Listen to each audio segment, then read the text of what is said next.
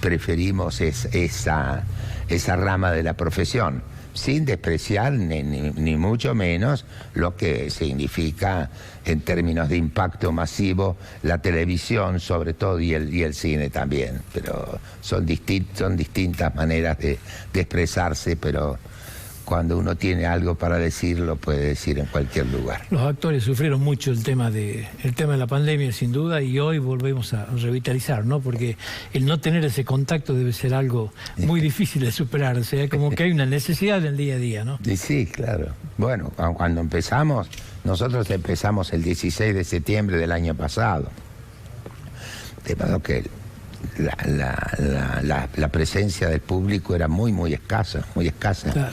Había que hacerlo para enterarlo al público de que había teatro en la ciudad de Buenos Aires, y después en algunas otras ciudades del interior también empezaron a salir algunas compañías, porque era muy difícil también publicitar esto. Pasó una cosa con este asunto que a mí me parece muy penosa, usted me entenderá, porque yo leo el diario de papel todavía, ¿me entiende? Una cuestión de edad. Sí, lógico. Y no lo cambio por nada. Pero estaban las páginas de cartelera, donde uno se enteraba qué es lo que estaban dando, a qué hora empezaba la función, qué sé yo qué. Con esto de la suspensión de los espectáculos, desaparecieron de todos los diarios las páginas de cartelera, que es necesario que vuelvan. Porque no todo el mundo tiene la facilidad de hablar por teléfono y comprar una entrada por teléfono. A veces, vamos, como lo hacíamos antes, se compraba el diario La Razón y ahí ibas a ver qué hacías el cine. ¿Y hoy sigues sin haber cartelera? No, la verdad que yo no leo diario de papel, digamos, por ese tema. Sigue sin aparecer, digamos. Sigue sin aparecer. Y es necesario que aparezca. Pues yo le cuento que en los diarios de Jujuy, porque yo sí el de Jujuy lo compro, sí aparecen las carteleras. Ah, no me diga. No, en los diarios de Jujuy están. Ah, bueno, me alegro. Sí. Me voy a llevar algunos ejemplares para que a ver si lo pueden... En el diario de Jujuy están. Sí. ¿Y la política?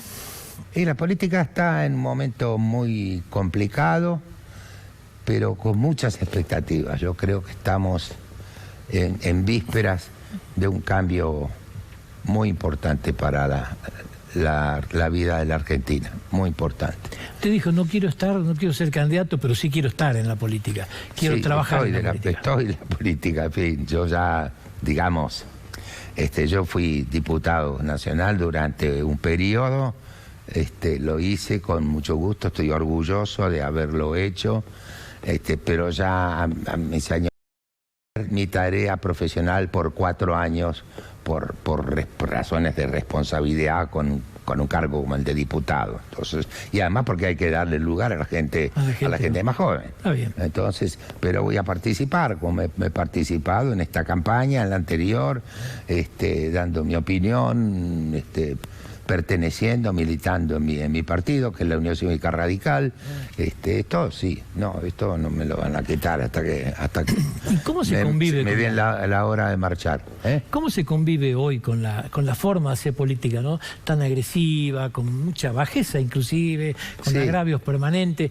¿Cómo siente usted esto? Porque viene de un palo distinto, no está acostumbrado a esto, no le gusta esto. ¿Cómo se siente? Usted se sentó con Echarri, tuvieron la posibilidad de estar juntos y fue una demostración, digamos, de cómo se puede llegar a convivir pensando absolutamente distinto. Pero la gran mayoría no puede hacer eso. No se puede hacer, no. Yo estoy convencido que el tema de la grieta, que es muy grave y que no va a desaparecer de un día para el otro. Seguro. Es una creación del kirchnerismo. Porque yo he sido dirigente gremial muchos años, sobre todo los años de la dictadura en que estaba prohibida la actividad gremial y política. Entonces tuvimos que estar a la fuerza allí. Y éramos muchos, los actores eran unos cuantos, unos muchos, en un sindicato pequeño, pero que pensamos de maneras muy diversas. En aquellos tiempos había más partidos políticos, pero eso no estaba en primer plano, digamos, no ponía en duda la relación entre nosotros, ni la relación personal, ni la relación profesional. Trabajábamos juntos cuando nos llamaban en un elenco de teatro, en un programa de televisión. Pero esto cambió, porque en aquel entonces éramos compañeros de trabajo o de conducción del sindicato que pensábamos distintos. Esto se tradujo en que no piensa como yo, no es un compañero, es un enemigo. Este es el problema. Y esto va a ser difícil de erradicarlo de un día para otro. Vamos a intentarlo, tenemos que intentarlo. En todo caso, ese programa que nos han invitado a hacer en el canal La Nación Más, lo hicimos con mucho gusto. Se puede demostrar que se puede, pero es una gota en un lago enorme, de modo que habrá que empeñarse y tendrán que darnos también un buen ejemplo de eso, el nuevo diseño de las cámaras, de la Cámara de Diputados, de la Cámara de Senadores de la Nación o de las provincias o las provincias que son unicamerales, también tendrán que darnos un ejemplo. Y a veces las cosas empiezan por detalles pequeños, como por ejemplo el lenguaje, ¿no? Hay que cuidar el lenguaje, digamos, ¿no? Ahora, cuando las papas queman, se acabó el lenguaje inclusivo, no sé si se dio cuenta, ¿no? El lenguaje inclusivo se acabó. Se acabó. Eso de propósito, por supuesto. Y además, bueno... Es para entretener nada más, pero se acabó el chiste cuando las papas quemaban, ¿no? Sí, es verdad. ¿No le parece a usted que el kirchnerismo necesita de la grieta? Porque un gobierno populista... El peronismo lo necesito siempre. Claro, si no, siempre, no hay forma de mantener el populismo si no hay grieta. O sea, hay que buscar un enemigo siempre. O sea. Siempre. Porque eso facilita la vieja costumbre, el viejo hábito del peronismo de que la culpa la tiene otro. Yo, por ejemplo, el gobierno ya hace más de 2, 3 meses que no se habla del tema de los muertos por la pandemia, no se habla del tema, no se habla. Alguien pareciera ser un ministro, firmó un decreto dando por terminado pandemia, una cosa de propósito, irracional, como si... Hoy en un restaurante vi en la pantalla de un televisor que Rusia acaba de batir el récord de muertos en un día, de modo que estamos medio lejos, aunque quede lejos Rusia. Para nosotros no era tan lejos porque fuimos muchas veces, sí, incluso trajimos más vacunas. Pero es la vacuna que compramos. Le devolvimos las vacunas, una cosa de propósito, difícil de explicar, pero esa situación yo creo que va a costar, pero de lo que hay que estar seguros es que en estos últimos meses, en estos últimos 2, 3, 4 años, lo que no estuvo en duda es que la gente quiere seguir viviendo en democracia. Eso quedó claro. Creo que en eso estamos de acuerdo, casi todos. Pero hay que cuidarla mucho, ¿no? Hay que cuidarla. Yo noto que la juventud, esa juventud que antes era de Néstor, digamos, ¿sí? 16, 17 años, tengo hijos de esa edad. Yo lo que noto hoy es que reniegan de esto y de repente me transmiten un mensaje como el que da Milei, digamos, que no es tan democrático, que no le gusta el Congreso. Que no... Entonces me preocupa eso, digamos, ¿no? Porque en ese aspecto no la estamos cuidando tampoco, ¿no? No, pero nosotros no nos tenemos que hacer cargo de este muchacho Milei, que también tendría que cuidar el lenguaje. Así es. También tendría que cuidar el lenguaje. Pero yo tengo un nieto que está interesado en eso, está empezando en la política, tiene 17 años, bueno, creo que es la primera vez que va a votar, está entusiasmado porque es un muchacho joven. Pero bueno, me parece que alguien se tiene que acercar y decirle, mira, tus proyectos son interesantes, tus aspiraciones son interesantes, hay que encararlas de la manera más pacífica posible y además vos sos candidato a diputado, es decir, que vos sos uno de entre 257. Entonces hay algunas promesas que hay que volver a recordar al teorema del gordo, del diputado mendocino. Baglini. De Baglini, ¿no es cierto? Pero de todos modos es bueno que los chicos, los jóvenes puedan interesarse en la política. No será la primera vez ni la última que alguien cambie de parecer al cabo de un tiempo. Esto es natural, es lógico. No, como uso mucho, pero me parece que... Si te decía que iba a hacer, no me ibas a votar, así que muchos también... ¿Cómo? Si te decía que iba a hacer, no me ibas a votar, así que muchos dicen una cosa también y después el tema es distinto, ¿no? Sí, pero de todos modos yo creo que vamos a hacer las próximas elecciones van a ser una ratificación contundente de que la gente quiere seguir viviendo en democracia. Y eso es lo más importante de todo. Le ha tocado mucho padecer a usted la intolerancia en esto, de hecho tuvo que estar exilado. Sí. ¿Cómo vive lo que sucedió con Nick ayer, digamos? Yo personalmente le di una impronta de muy grave, para mí es un hecho muy grave. ¿Cómo lo vive usted? No, yo prefiero no hablar del sujeto que fue el protagonista de este episodio. Realmente no vale la pena hablar, no vale la pena. Ya se ha manifestado, me cuentan, en todos lados a través de los medios electrónicos, de los teléfonos celulares. Todo el mundo se ha manifestado unánimemente en contra de esta barbaridad que acaba de decir este sujeto que es ministro. Incluso hasta me contaron que ha pedido disculpas. Dificilísimo primero, de creerle, y segundo, de aceptarla. No, me parece. No lo escuché pedir disculpas, pero posiblemente haya sido cerca al mediodía. Eso es posible. Estos muchachos, muchas cosas son posibles. Pero ¿qué me decía? Hay un personaje, también es un personaje difícil que lo puede decir. Ahora, el silencio del resto me preocupa. El silencio del presidente que no... Es una complicidad manifiesta. Claro.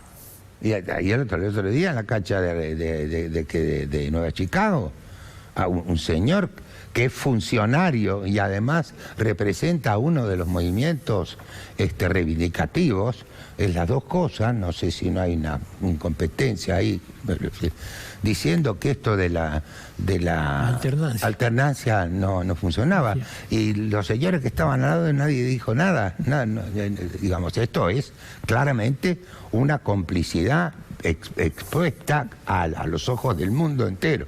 Y entonces hay que tomarlo en cuenta eso.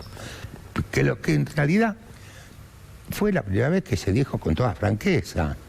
Pero las intenciones del peronismo, de toda la historia del peronismo, lo han dicho muchas veces. Es lo que se busca. Pasa que Aníbal Fernández es un provocador nato y me parece que fue puesto para eso. El silencio del resto es muy grave. El silencio del resto, a eso me refiero, a esa complicidad manifiesta. ¿Cómo no vas a decir? No, esperá. Pero pasan cosas que se hacen muy difíciles de explicar, o por lo menos a mí me resulta muy difícil de explicar estos silencios, estos enojos, estos distanciamientos en el seno de un mismo gobierno. Es una cosa muy difícil. Yo a veces me hago ejercicios de imaginación y me pongo en la situación de que estoy en una ciudad de la península ibérica y me preguntan cómo es el asunto. ¿Cómo hago para explicar? ¿Cómo hago para explicar? Digo, en Argentina es imposible de explicar. Claro, ¿cómo hago para que la presidencia de la República se decida a dedo y que es muy difícil, muy difícil? Es imposible. Yo creo que hemos llegado a un punto en que esto no se va a repetir, porque la sociedad ha dado sobradas muestras de que quiere cambiar, de que no que se quiere llevar por delante, sobradas muestras. Que las cosas se van a cambiar, porque yo no tengo noticias de una manifestación como la que significaron la tarea de los padres y las madres para que se abran las escuelas.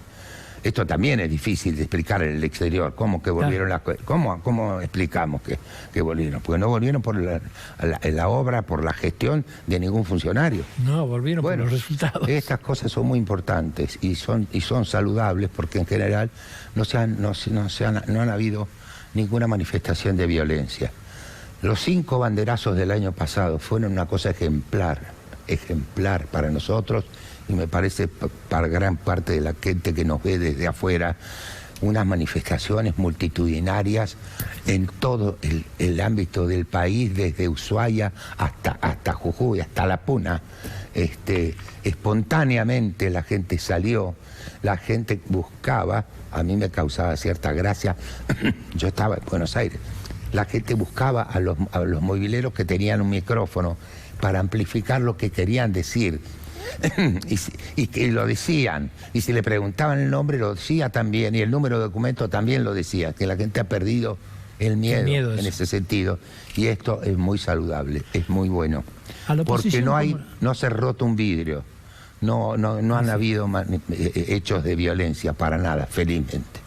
Entonces, hasta se hacían sábado y domingo para no entorpecer la... Lo hacíamos sábado y domingo para no entorpecer a la gente que trabaja, que tiene que ir a ver a un médico, que esto es lo que está pasando acá, es algo...